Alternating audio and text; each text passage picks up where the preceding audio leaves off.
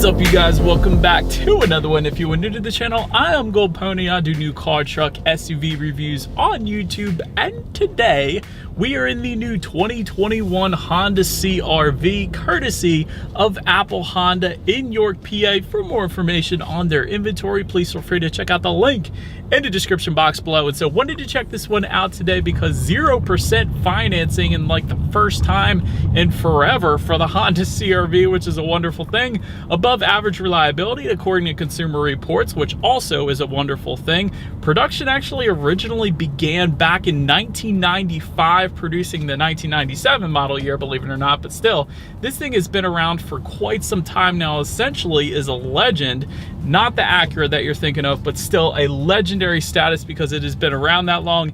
And so in this video, I will be testing out and going over everything about the CR-V, from acceleration to braking, ride quality, interior, exterior, all that fun stuff. So having said all of that, what do you guys say? Let's just go ahead and jump right into it. And as always, let's start with pricing. And so there, of course, will be several different trim levels for the 2021 CR-V. First one being the LX, starting at $25,350.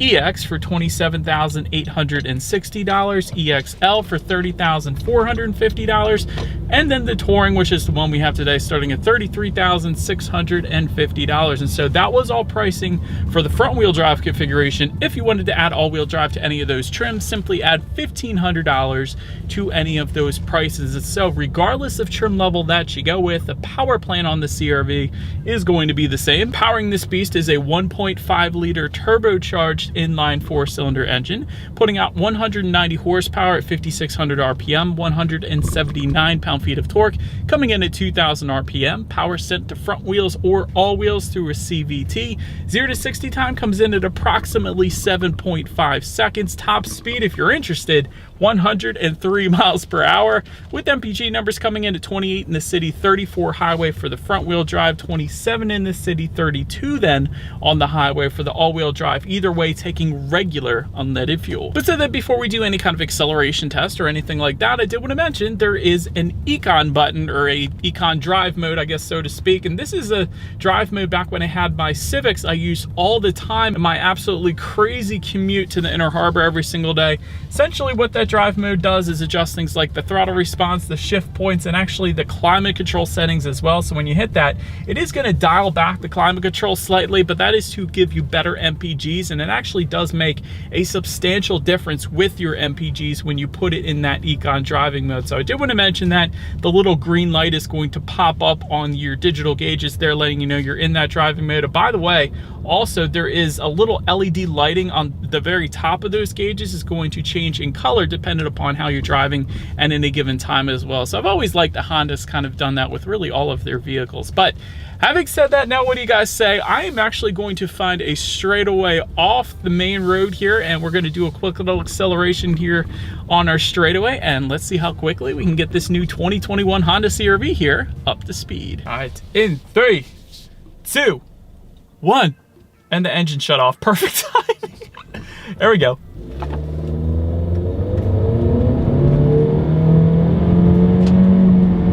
Okay, definitely not too shabby. That was a very good acceleration for what this SUV is. And yeah, you're definitely not going to have any issues emerging onto the highway. And really 0 to 60 in 7.5 seconds is a plenty good number for this SUV. So absolutely no issues when it comes to the acceleration here in the Honda CR-V. But to go along with that acceleration, as always, braking is equally important. And so up front, you will find 11.1-inch ventilated front discs.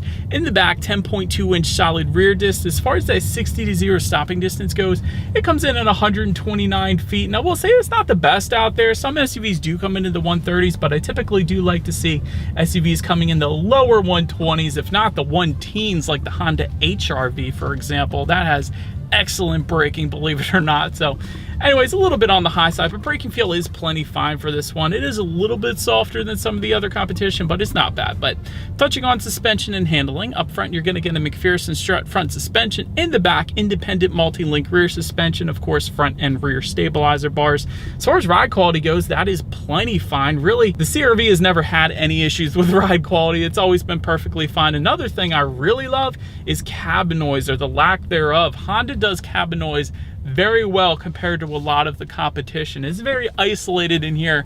There is not a whole lot of exterior wind noise coming into the cabin, even at higher speeds I've experienced. So definitely very nice when it comes to cabin noise. Steering feel is just right, to be quite honest.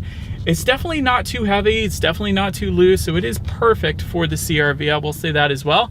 Then touching on visibility, I can see perfectly fine out the back. You shouldn't have any issues there. And actually, if you were to go with the Touring trim level that we do indeed have here today, you're also going to get rain sensing windshield wipers as well. Love that, because it is about to start pouring down rain here in Pennsylvania. Essentially what that is it's going to automatically turn on those windshield wipers for you when it starts to detect that rain or mist or whatever. So it's just one less thing you got to worry about, so that's a big benefit there as well. But that about rounds out the performance segment of this review, you guys. Let's now go ahead and take a look at the exterior of our brand new 2021 Honda CR-V. All right, so here she is, you guys, the new 2021 Honda CR-V, finished in modern steel metallic. In case anybody was curious of our exterior color name that we have here. But let's go ahead and start up front on the CR-V. First thing I want to mention is a feature that I first saw on BMW, and I always love seeing it on Honda, of course, as well. Active grille shutters within the front grille. Essentially what that does is they will open and close dependent upon the engine cooling that is needed at any given time, which of course greatly helps out with cooling of the engine, which is a very good thing. To the sides, multi-reflector halogen headlights coming with the LX, EX, and EXL trims. Of course, they come with the automatic feature as well, meaning when it starts to get dark out at night, those headlights will turn on automatically for you there. LED headlights coming with the Touring trim level. Of course, that is what you guys are looking at right now. You actually get LED fog lights down below, as you can see, with the EX trim level and up. So that is how you're going to go ahead and get them. But overall, you guys have seen this design on the front end before. Very good looking design. Let's now go ahead and make our way to the side of the CR-V. So, but now since we are around to the side, roof rails coming with the Touring trim level only. That is how you're going to go ahead and get that. Rear privacy glass coming with the EX trim level and up, meaning the LX does not get rear privacy glass. Wanted to mention that. Chrome window surrounds coming standard on this one. Chrome molding on the lower portion of the side skirts there. You guys can see that. That is going to be on the Touring trim level only. Otherwise, it's just going to be strictly that matte black look behind it, essentially. But body color door handles coming with the EX trim level and up. Black door handles for the LX, that's why I specify that. Power adjustable black side mirrors for the LX to match the door handles, of course. And body colored heated side mirrors for the EX trim level and up. And those side mirrors do come with integrated turn signals then, as you can see, as well, which is always a very good thing. Taking a look down at the wheel setup, they will differ substantially, of course, dependent upon the trim level. 17-inch alloys for the LX. 18-inch alloys for the EX and EXL, and lastly 19-inch double 5-spoke machine finish alloys for our Touring trim level that we currently have right now. Very good looking wheel design, but let's now go ahead and make our way to the back of the CR-V. And so, but now since we are around back of this one, body colored shark fin antenna all the way to the top there. Just below that, rear spoiler with an integrated brake light. Just below that, rear window wiper. LED taillights coming standard across the board. And this is one of those things, whenever I am sitting behind a CR-V at a stoplight or a red light, I love this taillight design. I always say that in my head to myself. It is a very good looking taillight design. I'll definitely give Honda that. But just below it all, one of the best parts, a lot of manufacturers right now are leaving the exhaust outlets kind of hidden and tucked away, and there's no real attention or detail placed to them. But I do love how Honda has enclosed them with dual exhaust outlets with chrome tips, so big fan of that. And as always, I do believe you guys know what we have to do next. Here is that exhaust clip.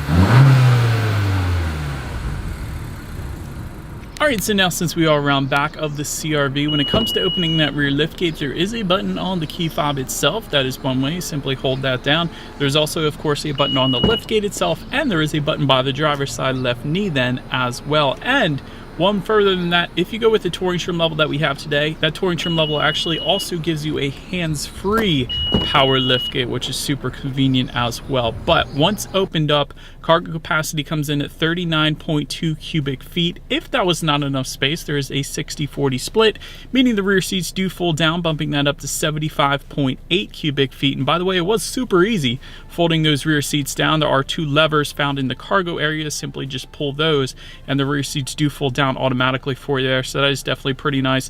Wanted to mention to you guys though, the RAV4 comes in at 69.8 cubic feet if you were comparing this, and the Hyundai Santa Fe comes in at 72.1. So the Honda CR-V definitely has the most cargo space when you are comparing all 3 of those, in case you guys were. But also in that cargo area, there are cargo tie-down anchors that do come standard in this one, cargo lighting as well. There will be a cargo cover coming with the EX trim level and up, and that is what you guys are looking at right now back there. One of the coolest things in the cargo area of the Honda CR-V though is the adjustable cargo floor. You can actually make it lower or higher, and that's one thing you don't usually see on other manufacturers. So I don't know how much you would really be adjusting it, but I do love that the availability is there to adjust it. I will say that. And there is a spare tire underneath of that cargo floor as well, in case anybody was curious. Did not find any grocery bag hooks though, so that was kind of interesting. But nonetheless, let's go ahead and make our way to the rear legroom, which comes in at 40.4 inches. For reference, I'm even 6 feet tall. This is how much space I had. If you were comparing this again to the Toyota RAV4, it comes in at 37.8 inches, so definitely more space yet again in the Honda CR-V. Definitely very good when it comes to space in this thing, which I definitely love. Rear ventilation comes standard on all trim levels. There is also a rear center armrest with cup holders coming standard across the board as well. And if you were to go with the EX trim level and up, you will find dual USB charging ports, which is super important for the kids in the back seat as well. So definitely a huge fan of that. But now let's go ahead and make our way to the front seats on the CR-V. And so manually adjustable cloth seating is going to come with the LX trim level. The EX then is going to add a 12-way power driver seat with 4-way power lumbar and heated front seats then as well. EXL, L meaning leather, is going to add leather seating, of course, and a 4-way power adjustable passenger seat as well. And overall, when it comes to the seat comfort, I actually said that in my mind. Second I got in this one, I can tell you these seats are plenty comfortable, so absolutely no issues with taking the CR-V on a long road trip to Ocean City, Maryland or something like that. I don't know why I always reference Ocean City. I just really want to go back.